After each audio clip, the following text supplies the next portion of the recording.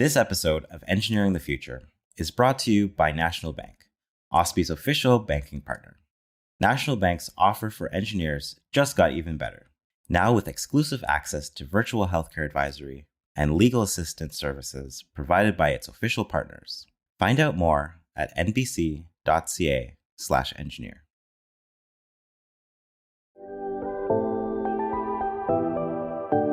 This podcast is brought to you by OSPE, the Ontario Society of Professional Engineers, the advocacy body for professional engineers and the engineering community in Ontario.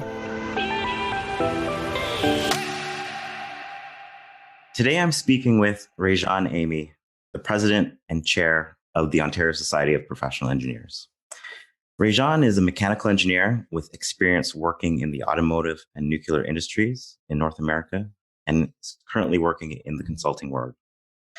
Réjeanne, we first met volunteering with OSPE as fellow board directors, and I know we're both passionate about creating a more diverse and inclusive engineering profession in Ontario. Before we talk about the work that we're doing in this space, that effectively you're doing in this space, how did you recognize that diversity and inclusion was an issue in engineering? Hi, Jerome. Well, for me, it was quite clear from the very beginning. When I go back to my education, so I attended the University of Western Ontario in London, Ontario, great school. But one of the things I realized when I arrived is if you took a snapshot of the university at that point, and you looked at all 4 years of engineering, I was the only Black female in the entire engineering school at that time. And that was a very daunting experience for me, as I didn't quite expect that to be the case. And that's when I began to suspect that, the rest of engineering may have been like this as well. I think there was a part of me that felt that because London, Ontario was a small town, that perhaps maybe more of the diversity would surround the metropolitan areas, such as like Toronto and Montreal. And so I think that there was a little part of me that was hoping that that was the case.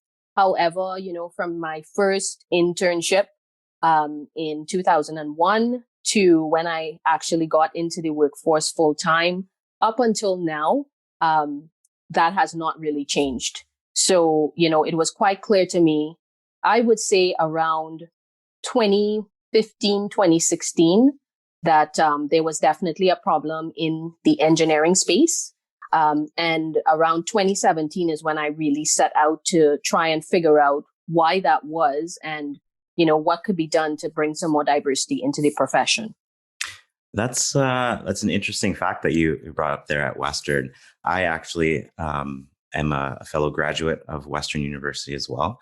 I can remember back at my time there, a lot of, especially in mechanical engineering, mechanical was known as being very white and very male at the time. And women tended to be in more of the softer engineering fields, such as maybe civil and chemical engineering, but mostly it was dominated by white women at the time. Do you see that shifting or changing in connections with engineering graduates today, or your sense of what the engineering student body is currently, or do you see that we're still at the same stage it was 10, 15, 20 years ago? So unfortunately, I think it's at the same state that it was 15, 20 years ago. And I'll tell you why. I have met in the time since I moved to the Toronto area, I have met a handful of Black engineering graduates from other schools. And it's interesting that whenever I have a conversation with them, it always comes out that they are the only one in their workplace. So even though you have a room, say, full of 10, 15, 20 Black engineering graduates, each one is saying that they are the only one in their workplace. So that sort of tells me, that things haven't changed. And it also tells me that it has nothing to do with, places like London, Ontario being less diverse. The point is that you have places like Toronto where you have the diversity within a population, but clearly that somehow isn't translating into the engineering profession. And around 2017 is when I really, started to try to figure out why for myself. because there was a genuine curiosity there. And I believe a part of me wanted to know what could I possibly do to help. So that really got me started on that journey. Interesting. In the last year or so, we've seen a shift, as it were, in the kind of spotlight being shone on racial injustices, especially in the United States, with all of the uprising in the summer. Black Lives Matter movements have gone from being a niche topic to having large swaths of the general public being on board with their message, and the anti-racism demonstrations being seen across the globe and being supported by demonstrations in all over Canada and Europe. Do you think that this particularly shines a light on the engineering profession going forward? Do you think that this could be a catalyst for more recognition, maybe a catalyst for change, and more understanding of what it is to be a minority and to grapple with white privilege in this day and age? Or do you think this is the time to wrangle with these issues? Well, I think that we should certainly use the moment as it's happened last summer with George Floyd and the Black Lives Matter movement, and the consciousness that that's really brought to, I would say, general populations across the world, to our advantage, to use it as a time when we can, talk a lot more about this topic of diversity and inclusion and bring the awareness of the issues to the forefront. As we know, Jerome, it all depends on people. And when you're dealing with people, it really depends on what they want. The reality is, and not many people would like to acknowledge this, but the reality is that if you want to make a change, you're going to make a change. And what's been happening is, to me, quite clearly that the population is aware and has always been aware that there's been a problem. It is just that those who have been in let's say, positions of leadership within a lot of these companies, they have gotten there based on their own hard work, some of them based on nepotism. They haven't really done anything wrong. And so for them, as long as, their career trajectories are what they would expect them to be, it's hard to see how someone else is being disadvantaged for that. And to be quite frank, I don't think that they really care very much that someone else may be disadvantaged. And a lot of it is because those from underrepresented groups, which would include women, may not necessarily be in their networks. So what I'm trying to say is that they are very far removed from the experiences of people in underrepresented groups and of women. And so from that perspective, it's really very easy to see how, they are aware of issues, but not necessarily vested in resolving a lot of these issues, if that makes sense. So go ahead, Jerome. Okay. That's interesting. So what do we say to these people that think that there is not a problem within engineering or any other professional vocation, that it's kind of hoopla and it'll die down, and there's only a small subsect of people that think that there's a problem? Well, I would say to them that this is the point where you get to educate yourself. And that's what makes this whole, Black Lives Matter movement and this new consciousness so important. Hey, this is a new public interest issue that everybody's talking about. Now is the time. If you don't understand, you can reach out to organizations like OSPE. You can ask for training. You can, network with others and, just start asking those questions to really start to get an understanding of what are some of the problems and, how you can potentially help. I know there are a lot of people out there who are very close to, let's call them social justice type issues. And they would be very happy in order to, provide answers or to provide assistance wherever they can. So it really is just a matter of those people reaching out and, asking questions, sort of step outside of themselves a little bit and, be a little bit uncomfortable. We know it's not going to be easy, but, this is what we have to do if we want a much more inclusive and cohesive society. We hope you're enjoying this episode so far. At OSPE, we're here for you, making sure government, media, and the public are listening to the voice of engineers. You can learn more at ospe.on.ca. Exactly. In addition to serving on OSPE's board of directors and now as president, you were the founding chair of the Diversity and Inclusion Task Force at OSPE back in 2018. OSPE members came together to discuss diversity and inclusion and to create change. Knowing that there are barriers in engineering for underrepresented groups beyond just women, what part of this work are you most proud of? Well, quite frankly, I'm really proud of the fact that, the OSPE board around 2018 decided to include underrepresented groups in the existing women's committee and really have a diversity and inclusion task force, as you mentioned, that really looked out for the interests of all underrepresented groups, including women. And I say that because I believe it's since 1995 that, in general, women and the federal government has been looking for ways in order to make women included much more, into society. And when you look at, what's happened over the last 20, 25 years, you can actually see that there has been inclusion of women, both in the private sector and in the public sector. And you've seen, the brilliant work that they've been able to do as a result. So I think it's really instrumental that OSPE made that decision, because what it does is it affords, the task force to use the lessons learned from a lot of what had been done with women in order to help, move the needle forward for underrepresented groups. Interesting. Do you believe that women are a minority group? And what's your take on that? Really interesting question. So I don't have the stats in front of me, but I've always heard that there's more women in the world than there are men. So from that perspective, I don't believe that women are an underrepresented group. I believe that they're a disadvantaged group for obvious reasons because of, the way that society was set up, etc.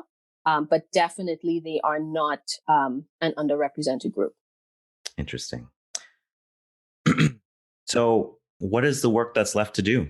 How do we move forward changing the status quo? Well, there's a lot of work that's left to do. And unfortunately or fortunately, it's not going to happen overnight. And so this is one of the reasons why, through the Diversity and Inclusion Task Force, we have put together an EDI forum, which we usually have every fall. We have gotten a lot of sponsorship for that through the federal government and some of our other corporate partners, which is fantastic. And, we always get glowing reviews in order to start the conversation. And, we've had from our first year as a diversity and inclusion group, we've had approximately 800 members in person in attendance. So we've gotten a lot of support for that forum. And, we would like to continue building on what we've gotten through that medium. And so what we did this fall is, or I should say last fall, so November of 2020, is we actually launched a campaign called Engineering for Change. Mm-hmm. And you can find the information for that under engineeringforchange.ca. And essentially it outlines a 4-point action plan that OSPE is going to be, working on or putting forward this year. And that 4-point action plan has 4 steps. So the first step is that we want to take concrete actions in reaffirming that diversity and inclusion remains part of our core values. So that would mean any of our operational work, any events that we put on, we're going to make sure that we have checked the box in terms of diversity and inclusion as best as we can. Second, we will be offering regular diversity and inclusion training to any members of the engineering community who seek it. So this is where those folks who aren't quite sure what's going on or want to learn more about what some of these potential issues are within diversity and inclusion, this is where they can reach out to us, and we would be more than happy to provide that information to them. The third step is that we will be launching a new featured diversity and inclusion champion award this year to honor OSPE members who are making real systemic change So this is where Right. we would invite, anyone out there who believes they are doing something significant to move the needle on diversity and inclusion to really reach out to us, reach out to our task force, make sure that we know about it so that, they could potentially be rewarded for their efforts. And I mean, we would love to hear about how they've accomplished, some of the solutions and the wins that we're confident that they're going to get. Right. And then finally, and this is the most important part, is that we are committing to convening a summit of engineering leaders to develop an industry-wide action plan. So we are recognizing that, as OSPE, as the Advocacy Association for the engineering profession in Ontario, that we alone will not be able to do this. So we are inviting all of our partners, all of our corporate sponsors, all of our members, anyone out there who basically hears about what we're doing.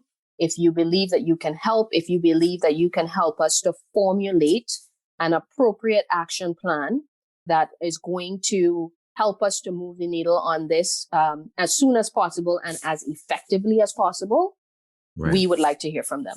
Great. Oh, absolutely. I want to touch on this past fall.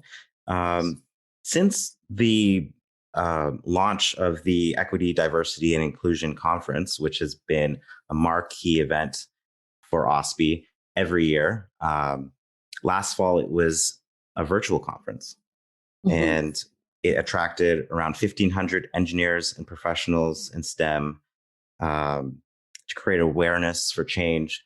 Can you tell me a little bit about the conferences before last fall and how the virtual conference actually turned out? Well, so if I have my numbers correct, let's say maybe 10 years before 2017, every year, OSPE had what they call the Claudette McKay-Lassonde Forum, which was put on by the Women's Committee, we'll call them, every year.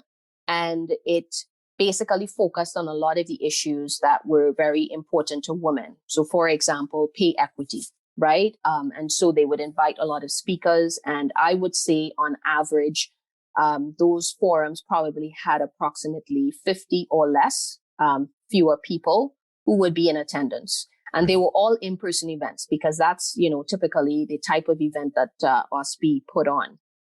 In 2017, so 3 years ago, that was when the decision was made to continue with the spirit of that forum, but to also include underrepresented groups. We wanted to broaden, how we were approaching this issue.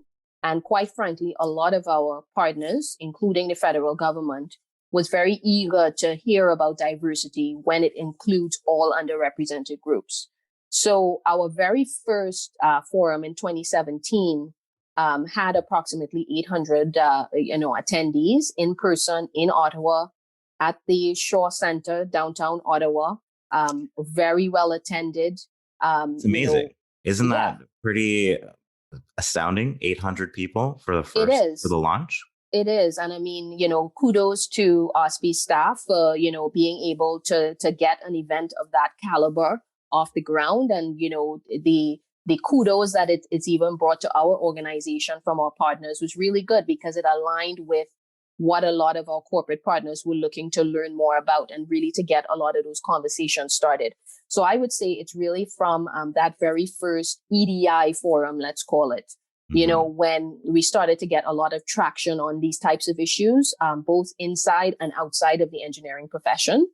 And so since then, every year we've added a few more members, but this last November, because of COVID-19, we were forced to have that conference virtually. And as you mentioned, we had approximately 1,500 engineering professionals. I believe there were around 2,800, people who registered. So we had quite a few people who were interested in this inside and outside of the profession. And I have to tell you, the number of people who have reached out to me since then, being so pleased that, we have, we're taking this so seriously. just tells me that everyone wants a sense of belonging, and that's what this gives them. And, I'm also, pleased to say that it's not just people from underrepresented groups that have been attending this. It's, everyone. And I think, it's a very positive indication That's that, important. and that we can actually get the traction that we want off of doing forums like that. Mm-hmm. You say traction. How do we keep the conversation going between conferences? What happens within the year, Christmas time, summertime? What should we be thinking about to keep the conversation going? Yeah, definitely keeping the conversation going would be, for those who believe they have subject matter expertise in this area, I would invite them to reach out to, our diversity and inclusion task force. Maybe there's something that they can do to help us. OSPE is going to be working on this action plan. So again, if you're somebody that feels you have, the expertise or some really good ideas of how we can do this, please don't hesitate to reach out. But most importantly, as for right now, at engineeringforchange.ca, we have launched this campaign. And on that website, there is the ability to tweet. So there's a very generic tweet. I believe we ask for your name, for your postal code and your email. So it's not too intrusive. Mm-hmm. And, if you have a Twitter account, we are asking you to simply just go hit that button. And we will tweet for you that you are in fact supporting that campaign. So that's something that, we are inviting everyone to do. And this is how we could continue to keep the conversation going. Great. That's great advice.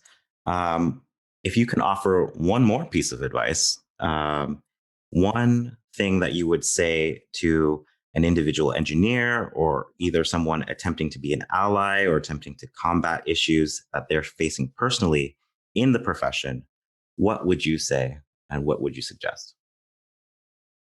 I would definitely advise not to go it alone. So I would invite them to reach out, not necessarily to OSPE, but I would invite them to form a group within their own social circles to really discuss what the issues affecting them are. Because this diversity and inclusion problem, needs to be approached from a very holistic point of view. And sometimes you need to ensure that you understand and realize the full ramifications of the situation that you're in, and to ensure that you may not necessarily be overreacting with regard to whatever you think the general situation might be. I think it's really easy because of how sensitive we are as human beings, and how we do a lot of things based off of emotion, where some things can be misconstrued. And so instead of labeling something systemic racism, or even beginning to utter those words, I really, really suggest that you talk to at least 3 other people about what you're going through, and get some good advice as to how you should potentially proceed. Great. Thank you so much for giving great advice today, Réjeanne, and taking the time out of your busy schedule. It was my pleasure. Thanks, Jerome. From all of us at OSPE, the Ontario Society of Professional Engineers, thanks for listening. Please be sure to subscribe so you don't miss an episode.